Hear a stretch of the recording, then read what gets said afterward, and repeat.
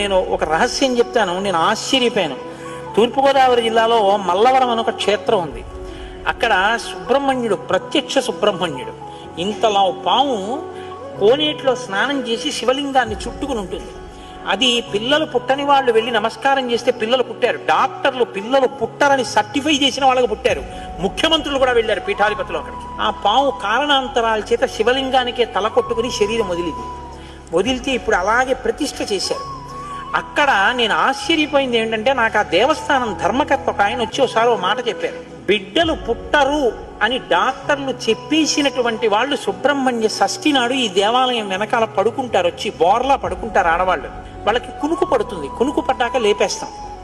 ఆ మరుసటి సంవత్సరం వాళ్ళు పసిపిల్లల్ని పట్టుకుని వస్తారండి అని చెప్పారు.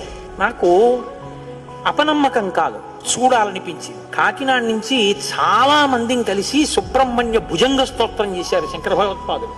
సుబ్రహ్మణ్య షష్ఠి నాడు ఆ దేవాలయంలో చదువుదామని అందరం కలిసి వెళ్ళాం. ఆ రోజు వాళ్ళు నా ప్రసంగం కూడా అక్కడ ఏర్పాటు చేశారు. మీరు నమ్మరు, నేను తెల్లబోయానండి.